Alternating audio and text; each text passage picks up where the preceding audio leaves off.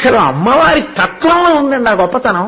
ఆవిడని పట్టుకున్నంత తేలిగ్గా మీరు లోకంలో ఏ రూపాన్ని పట్టుకోలేరు. ఎందుకంటే అజ్ఞానంతో పట్టుకుంటే క్షమించేది పుట్టుక నుంచి అమ్మే. అందుకే ఆవిడ్ని తాయార్ అని ఒకరు, లక్ష్మి ఒకరు, సరస్వతి ఒకరు. కానీ ఎక్కడ ఎవరైనా సరే ఆఖరికి ఆవిడ్ని పిలిచేది ఏంటంటే అమ్మవారి దేవాలయానికి వెళ్ళొచ్చు అమ్మ అంతే.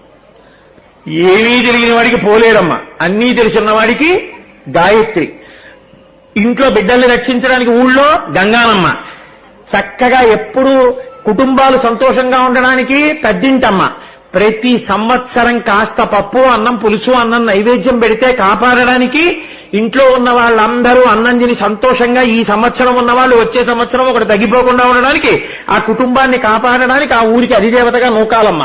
మీకు ఐశ్వర్యం తీసుకొచ్చి ఇవ్వడానికి ఇలా తలుపులు తీసి మీకు ఈ సంవత్సరం కొత్త కారు, మళ్లీ తలుపులు తీసి వచ్చే సంవత్సరం ఇంకో కారు, ఇన్ని ఇవ్వడానికి తలుపులమ్మ. ఒక్కసారి అడిగితే మళ్లీ మళ్లీ ఇవ్వడానికి బలిదమ్మ. కాదు కాదు, మీకు ఎప్పుడూ సువాసనలతో సంతోషంగా మీ జీవితం పరిమళభరితంగా ఉండడానికి చేయడానికి కూర్చున్నప్పుడు పద్మావతమ్మ. మీ పిల్లలకి బాగా చదువు వచ్చేటట్టు చేయడానికి శారదమ్మ. ఎన్ని రూపాలతో ఉన్నా అందరికీ అందుబాటులో ఉన్న అమ్మ మాత్రం ఆవిడే.